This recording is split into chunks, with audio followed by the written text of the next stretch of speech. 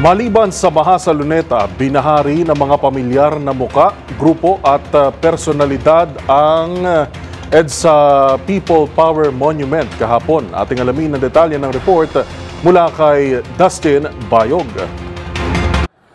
Saksi ang kalsada ng EDSA noong 1986 sa naging pagkilos sa mga Pilipino upang makamit ang sinasabing demokrasya ng bansa at sa pagunita ng 23 taon na pagsasailalim ng Pilipinas sa batas militar. Muling narinig ng kalsadang ito ang panawagan ng mga Pilipino laban sa lumalalang korupsyon at paghingi ng pananagutan sa tiwali sa pamahalaan. Pebrero noong 1986 na magsama-samang sinasabing nasa milyong Pilipino sa Epifanio de los Santos Avenue o EDSA upang mapatalsik ang dating Pangulong Ferdinand Marcos Sr. sa ilalim ng diktadorya. Fast forward sa September 21, 2025, anibersaryo ng pagdedeklara ng batas militar, ay muli nagsama-sama ang Pilipino sa EDSA sa iisang hangarin, kondinahin ang korupsyon at panugutin ang mga sangkot sa katiwalian na may kaugnayan sa mga anomalyang flood control projects. Tama na, sobra na, ikulong na. Ito ang nagkakaisang tinig ng mga dumalo sa protesta ng mga religious groups sa pangunguna ng presidente ng Catholic Bishops Conference of the Philippines Cardinal Ambo David, mga grupo ng iba't ibang sektor ng lipunan, mga magkakapamilya at mga kabataan.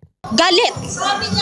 Galit po kami. Nagbabayad tayo ng buwis tapos saan napupunta? Siyempre, yun yung nag-fuel din kung bakit gusto naming dumagdag dun sa boses ng karamihan na pare-pareho lang din naman ng call. Pero of course, yung anger na yon ay i-channel natin sa good fight for justice din. Within this participation ay bilang pagpapakita sa ating mga kapwa Pilipino, tayo nakikipagsimpatiya sa mga katiwaliang ginagawa ng ating gobyerno ngayon.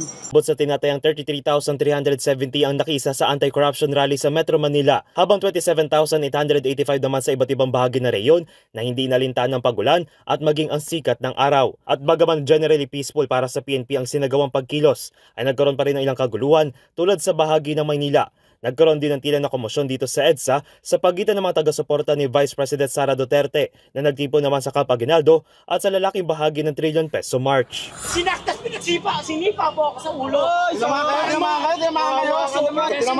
Kaugnay nito nakisa rin ang ilang personalidad sa naturang rally tulad ni The Vice Ganda, Ben and Ben, Elijah Canlas at Iza Calzado. Formal na nagtapos ang programa dakong alas 6 ng gabi kung saan para sa mga organizer ay umabot sa tinatayang higit 100,000 katao ang nakisa laban sa korupsyon at katiwalian. Para sa MBC TV Network News, ito si Dustin Bayog ng DZRH TV.